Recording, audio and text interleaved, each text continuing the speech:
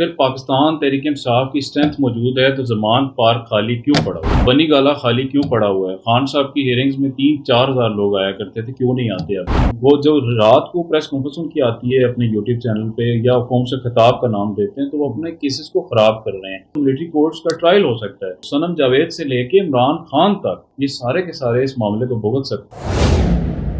बड़ा शोहरा है कि खान साहब ने टिक टॉक पर एक वर्ल्ड रिकॉर्ड बना दिया। टिक टॉक पे मैं कहता हूँ कि अगर वज़ीर-ए-आज़म बनना है तो सिर्फ हरीम शाह कब की बन गई होती। नई पार्टी भी हम इस वक्त देख रहे हैं कि पाकिस्तान तहरीक इंसाफ हकीकी। परवेज खट्टक की वोट नहीं है। परवेज खट्टक अगर कहें कि मैं वो अपने वोट पे हुकूमत बना लूंगा तो वो खान साहब की वोट पे इलेक्शन लड़े थे। खान साहब की वज़ीर आला रहे, खान साहब के डिफेंस मिनिस्टर। खान साहब अपने माजी के कुछ मामलात पर शर्मिंदा हैं, नादिम हैं, या कहते हैं यार ये नहीं होना चाहिए था, ये नहीं करना चाहिए था।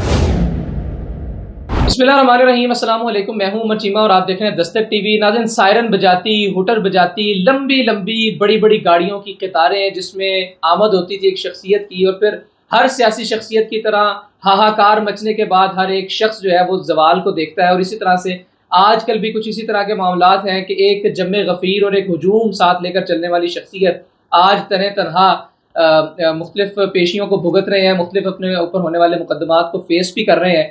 क्या उरूज से ज़वाल के दरमियान एक इंसान जो है वो मुख्तलिफ मामलात को देखता है, उसकी बॉडी लैंग्वेज में, उसके हरकत सकनात में, उसकी ज़हनी कैफियत में क्या तब्दीलियाँ आती हैं। और फिर इसके अलावा भी ज़ाहिर उनकी निजी ज़िंदगी, यानी कि इमरान खान साहब की निजी ज़िंदगी के हवाले से भी काफ़ी सारी बातें जो हैं वो ज़ेरे गौर रहती हैं कि अंगूठी उतरवा ली गई। इस वक्त हमारे साथ मौजूद है नासिर अजीम खान, जो कि एडवोकेट हाई कोर्ट हैं और फेडरल शरीयत कोर्ट भी हैं। सर, बहुत शुक्रिया आपका, आपके वक्त का। आप ऑन ग्राउंड मौजूद होते हैं, सहाफ़त से भी ताल्लुक़ है, हर वक्त हम देखते हैं बीपर दे रहे होते हैं आप, और इसी तरह से वकालत के भी तमाम तर मामलात को देख रहे हैं, ऑन ग्राउंड मौजूद होते हैं। क्या तब्दीलियाँ देख रहे हैं आप बॉडी लैंग्वेज में, बातचीत में? बहुत शुक्रिया आपका, आपके चैनल दस्तक टीवी का, आप मेरे पास तशरीफ़ लाए। इस हवाले से मैं आपको ये बात करता चलूँ कि इमरान खान साहब के साथ मेरी रफ़ाकत भी रही। इमरान खान साहब की पार्टी में मैं 12 साल रहा। पाकिस्तान तहरीक इंसाफ को 2021 में खैराबाद कहा था। खान साहब की बॉडी लैंग्वेज को बहुत अच्छे से जानता हूँ। ये नहीं कि एक आप कह सकते हैं कि एक ऑब्जर्वर के तौर पे मैं कहूँगा। खान साहब की पार्टी में रहा, खान साहब को ऑब्जर्व करता रहा। 1 साल की पनामा की हेयरिंग्स उठाएं तो खान साहब के साथ या खान साहब के जितने भी पार्टी लीडर्स उनके साथ प्रेस कॉन्फ्रेंस में मैं नज़र आता रहा। अब मैं बात करता हूँ कि आजकल की बॉडी लैंग्वेज क्या है। वो जो बॉडी लैंग्वेज थी और आजकल की जो बॉडी लैंग्वेज है खान साहब की, वो बहुत ज़्यादा फ़र्क आ चुका है। आप ऐसे कह सकते हैं कि 100 में से आप 60% उसको माइनस कर दें या 70% माइनस कर दें तो खान साहब आप नज़र नहीं आते। देखें, कोई आपकी ज़िंदगी से एक शख्स चला जाए तो बड़ा एक मायूसी होती है, एक आप फील करते हैं, आप तनहा फील करते हैं। तो मैं समझता हूँ एक शख्स ऐसा जो एक लीडर था, पाकिस्तान लेवल का लीडर, उसको कई लोग छोड़ के चले गए। और ये कहा जाता है ना कि वोटर्स इंटैक्ट हैं, पार्टी के लोग इंटैक्ट हैं, पार्टी बहुत बड़ी है, फैसला पार्टी ने करना है। तो मैं आपको एक बात पे, इस सारी बात से पहले ये कह दूं कि लीडर अभी भी खान साहब है मेरे, मैं उनको अभी भी कायद कहता हूँ। पार्टी ज़रूर छोड़ दी, बुनियादी रुकनें छोड़ दी, लेकिन अब मैं आपको अर्ज़ करता चलूँ कि अगर पाकिस्तान तहरीक इंसाफ की स्ट्रेंथ मौजूद है तो ज़मान पार्क खाली क्यों पड़ा हुआ है, बनी गाला खाली क्यों पड़ा हुआ है। खान साहब की हियरिंग्स में 3-4 हज़ार लोग आया करते थे, क्यों नहीं आते अब। कहने का ये मकसद है कि ये बातें रह गई हैं वो, क्योंकि खान साहब को भी नज़र आ गया है कि जो भी केसेस चल रहे हैं 180 केसेस खान साहब के हो चुके हैं, मुश्किलात का शिकार हैं, बॉडी लैंग्वेज डाउन। आसाब के एतबार से कहा जाता था कि आसाब के बादशाह हैं, डाउन फील कर रहे हैं ये नहीं आ। इसाबी तौर पे जंग तो लड़ रहे हैं, लेकिन अगर आप कहें कि मुसलसल जंग लड़ेंगे तो मुश्किल हो जाएगा, और मुझे नहीं लगता कि ये जंग जीत पाएंगे, क्योंकि जंग तो लड़ रहे हैं, ग्राउंड पे लड़ रहे हैं, केसेस को भुगत रहे हैं, लेकिन एक वक्त आना है, आपको पता है कि फैसला तो अदालतों ने करना होता है, और अगर उनके खिलाफ आ गया तो मुश्किल है। जो गुज़श्ता पेशी थी उसमें हमने देखा कि अताउल्लाह तारड़ और इमरान खान भी आमने सामने आ गए। उसी पेशी की बात है कि ये शोहरा हमने सुना कि जी किसी ने बोतल मार दी है, खान साहब को किसी एक पर्टिकुलर बंदे ने धक्का दे दिया। ये क्या मामला थे? देखिए, वो जो कल की ये हियरिंग थी और तोशा खाना केस, जज Humayun लावर additional district and session जज इस्लामाबाद की पेशी थी। वहाँ पर जो पीटीआई के एक लॉयर थे, जो कि लॉयर्स फोरम से ही उनका ताल्लुक है, जब वो जज ने उनको शटअप कहा तो उन्होंने कहा कि यू शटअप। ये आपस में उनका एक मुकालमा सा हुआ था। पाकिस्तान तहरीक इंसाफ के वकील ने जज को कह दिया यू शटअप। You shut up. अच्छा, मैं समझता हूँ कि वो जो जितनी गैदरिंग वहाँ मौजूद थी, और ख़ास तौर पे वो जो आप पूछना चाह रहे हैं कि अता तारड़ के साथ क्या मामला हुआ। अता तारड़ साहब अपने नून लीग के लॉयर्स फोरम के लोगों को लेके वहाँ पे आए हुए थे तोशा खाना को अटेंड करने के लिए, और पीटीआई के लोग अपने लोगों को लेके वहाँ आए हुए थे। तो क्योंकि पीटीआई के लिए वो स्पेशली केस चल रहा है, تو وہ جب آمنا سامنا ہوا تو ظاہری بات ہے وہ پھر ایک نعرے بازی بھی ہوتی ہے اور وہ سارا، تو کورٹ کا ڈیکورم بہرحال اس سارے ماحول سے تھوڑا سا خراب ہوا. میں سمجھتا ہوں کہ ہمیں کورٹ کا احترام کرنا چاہیے. اچھا، آپ کیا دیکھتے ہیں ایز اے وکیل کہ 9 مئی کا ایک واقعہ ہوا جو کہ پاکستان تحریک انصاف کے لیے سیاہ باب کے طور پر ثابت آیا اور سامنے آیا، اس کے بعد دوبارہ خان صاحب مستقبل قریب یا مستقبل بعید میں آ رہے ہیں دوبارہ پی ایم کے طور پر؟ دیکھیں 9 مئی کے واقعے کے ساتھ اگر آپ یہ کہیں کہ کیا خان صاحب آ سکتے ہیں یا نہیں آ سکتے، 9 مئی کا واقعہ کر دینا اٹس مین کہ آپ اسٹیٹ کے خلاف چلے گئے، آپ پاکستان سے محبت نہیں کرتے تھے.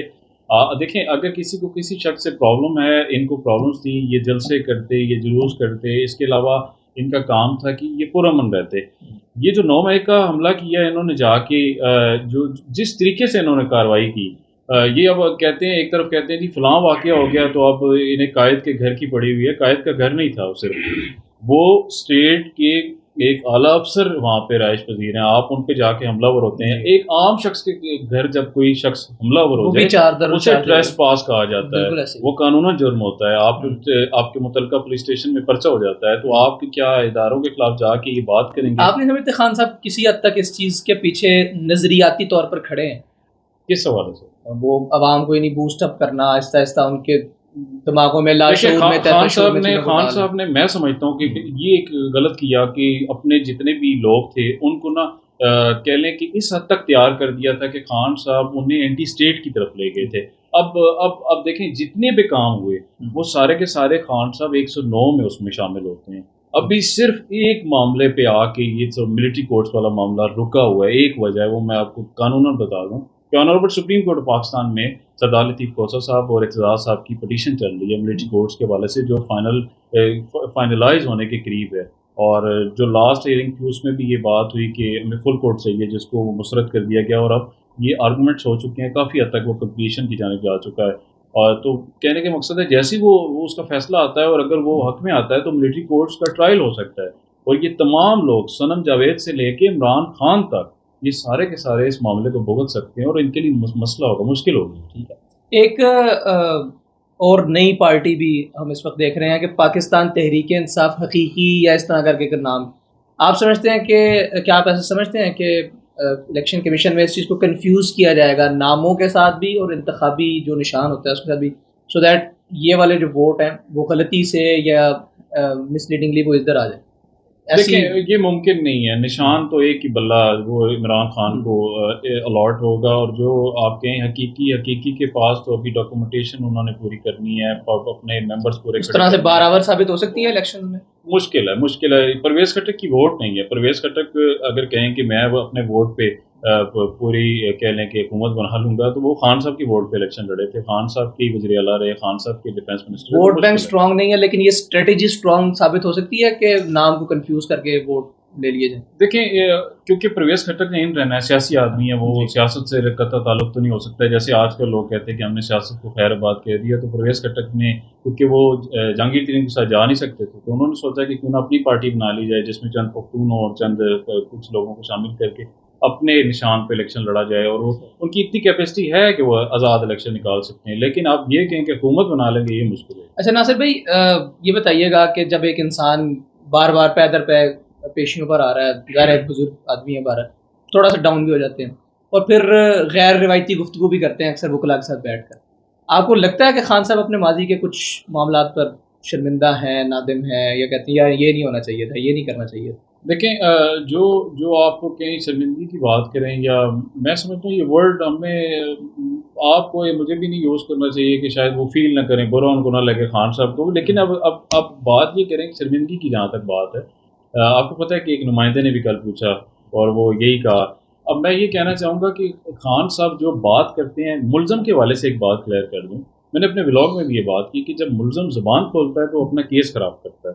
وہ جو رات کو پریس کانفرنس ان کی آتی ہے اپنے یوٹیوب چینل پہ یا قوم سے خطاب کا نام دیتے ہیں تو وہ اپنے کیسز کو خراب کر رہے ہیں. آپ کو یاد ہوگا خان صاحب 9 مئی کے بعد جب 12 مئی کو واپس اپنے گھر زمان پر پہنچے تھے، جو پہلی انہوں نے پریس کانفرنس کی تھی وہیں سے انہوں نے سارے معاملات کو خراب کیا اور انہوں نے تھریٹن کیا تھا لوگوں کو.